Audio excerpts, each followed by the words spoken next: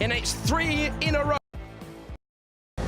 Having the time of his life around this circuit. He's got the move done. Fittipaldi knows he needs to fight back absolutely immediately, and he'll try to do so with DRS. Oh, that's going to be very close indeed. One of those moves that makes you wince, but the outside line becomes the inside. Oscar Piastri does now have P5. You can see the grip that Anthony Davidson has over Courtois as he sends one up the inside. That's going to be so close. Surely it's single file through there. No, what a move from Davidson. Podiums. Alex Albon, 3-second time penalty. And that will do it. That will do it for the battle for the lead. George Russell can see the checkered flag, and the British driver crosses the line to win on the streets of Baku, and it's 3 in a row for George Russell.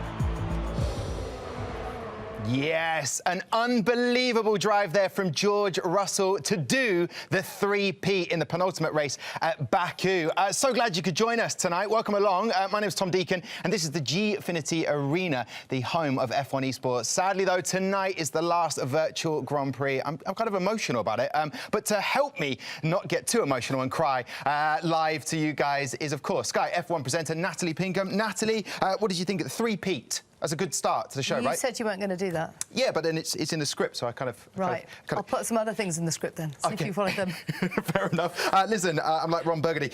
Listen, joy and entertainment that we've brought and given to people. It's been amazing. It is kind of sad that this is the last virtual Grand Prix. It really is. You know, it's created entertainment when we've needed it most. It's filled a big gap for all racing fans out there. But this it's is the last created a virtual new Grand Prix. It really is. You know, it's created entertainment when we've needed it most. It's been brilliant, and I've been honoured to be a part of it, so thank you. Yeah, so our last leg that we are going to is, of course, Montreal circuit, Gilles Villeneuve in Canada, which I'm excited to get to. Obviously, historically, it's given us some incredible F1 moments, and here's just a few of them now. Bienvenue au Quebec and welcome to Montreal. Crash fans don't crash. The walls are close, the curbs are high, that's why we love it. Oh, it's a massive crash!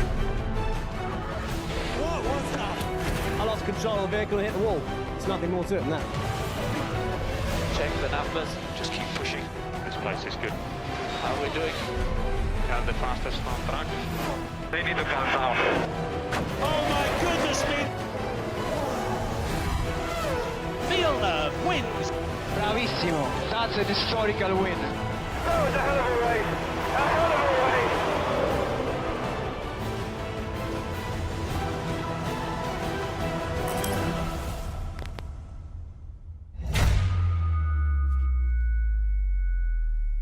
There we go. Indeed, we race on. Kind of misleading there. Sebastian Vettel with the champagne, with a GoPro on, which I think is odd. But, however... Looked great. It last year, controversial with the Hamilton situation. Yes. Well, of course, those pictures were from 2018. But last year, as you say, he was leading the race. He was forced into a mistake by Lewis Hamilton. He rejoined the track. He got a controversial penalty. And it meant that he just couldn't keep that 5-second lead from Lewis Hamilton. It meant he was then relegated to second place. And there was a huge uproar from Sebastian, all of his fans, the Ferrari team, for most of the world, who didn't want to see those kind of penalties applied. But yes, I mean, this circuit has seen such drama over the years. Probably my favourite race of all time in 2011, when Jenson Button came from the back to win the race win that he claimed to be the best of his career. Yeah, it was incredible. The weather, the visibility was dry. In terms of a race, would you like to see a wet race today or better conditions for our drivers? I mean, I'd love to see changeable conditions, because it is interesting to see how the drivers cope with those. And Jenson, the king of the changeable conditions, you know, I think that this race does throw lots of variables up, and the weather is one of them. OK, and maybe a couple of groundhogs, as you told me earlier. A couple of groundhogs! Just ask Anthony Davidson. Back in 2007, he was running in third, and he finished 17th because a groundhog, or at the time he thought it was a beaver, collided with his car. Well, listen, one of the exciting moments that I'm looking forward to when the season gets ahead and underway again is one of the most exciting prospects, Mr. Esteban Ocon, and I'm delighted to say he's joining us now. Esteban, great to have you on the show. Are you well? I'm very good, thank you. I can hear you very badly, but otherwise, all fine, ready to go. OK, I love the fact you're in your car at the moment. I see your Renault jacket in the background. I do want to say, obviously, with the F1 eSports and this virtual Grand Prix, have you been surprised at how successful and exciting it has been?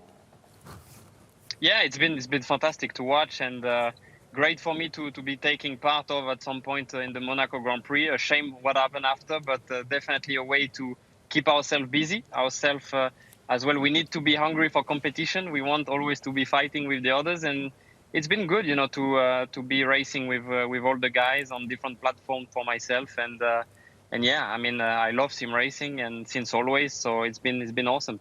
I have to say, sorry, Natalie, I just wanted to check because we just saw some of the footage of the circuit Gilles Villeneuve, which you obviously have done so well at. Is it a track that you enjoy racing?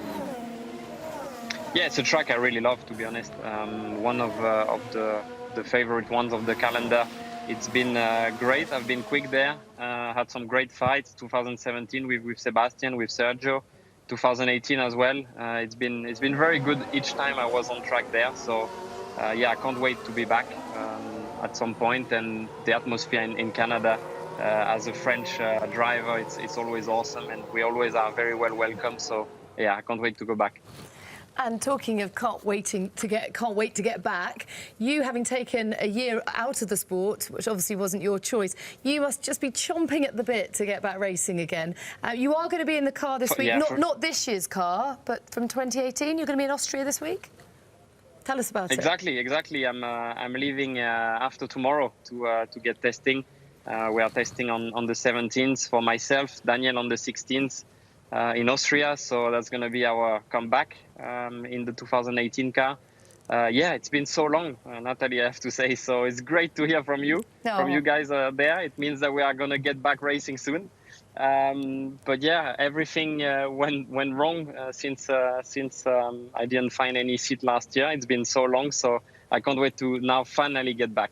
Yeah, I want to ask you about, Esteban, the winter testing in February. How was that for you?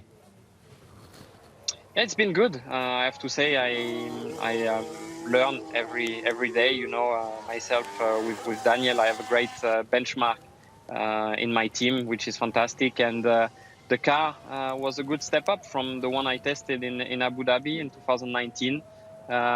So I was definitely looking forward to drive it in Melbourne. Now it's going to be very different. Of course, we are going to have a lot of new parts when we are going to restart in Austria. The car I've developed, we didn't even test them, so that's even crazy. But yeah, it's even more exciting like this.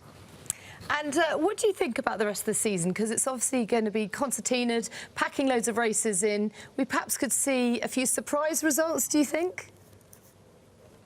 Well, it's definitely going to be so important to perform each time we are going to be on track, because at the moment we are not seeing what the future is going to bring. So with the races we are going to see, it's going to be important to get the points straight away. And of course, the one who's going to be the most awake to start with is going to be the one who will perform the best. So definitely for us, it's going to be important the test this week, and then we need to be ready for the first race. But for sure, one race doesn't follow the other, even if it's the same track. So it's going to be very, very exciting, and it's going to be very important to perform well. You mentioned, Esteban, about the fans in Montreal, the French fans that support you, and you feel kind of at home there. In terms of being a Frenchman and that pressure that's added to joining Renault, a French team, what's that like? Well, the pressure's gone, I have to say, since I found an exciting challenge with a great team alongside me. So now I'm very happy to be racing for Renault F1. It's been a long time that we speak to each other. We've missed each other for many years as well. I was the reserve driver of the team in 2016. So yeah, finally we've found an agreement. I'm here for a couple of years. So yeah, the pressure has left me, and now I have to do only my job, which is the most important. Và tôi cũng mới chọn mặt trời, truyền ngọn lửa cảm hứng. Thank you. Si le pegaba Pedro León, te digo. On the show, in his car at the moment. Just imagine he just puts blazing on the tunes now, just to enjoy himself a little bit. But obviously, we go into this race now. The format, it's the same as it has been with the virtual Grand Prix. We have an 18-minute qualification. Some brilliant names to introduce to everybody tonight. 50% race, no damage. Driver assists are on, and there are, and it's put in bold for me, the strict track limits, which doesn't mean they won't be pushed to the limit, though, does it? No, it doesn't. And yes, it'd be penalties to galore. apply that in real life. I tell you one thing that does limit the track limits, or the abusing the track limits, is that wall of champions. Because you're not going through that anytime soon. No, indeed. But in terms of, you mentioned him earlier, Ant Davidson. Yes. Let's have a look at the driver lineup. Oh, yes, he's driving again tonight, isn't he? Good stuff. Because this is quite exciting, because we have some content creators from the world of the sim racing and the F1 game by Codemasters. Arava joins us, the Arava YouTuber content creator. I'm excited about that. Simon Neil, Biffy Clyro, vocalist. Now, he's been getting a bit of help from a few people. He has indeed. So the deal was quid pro quo.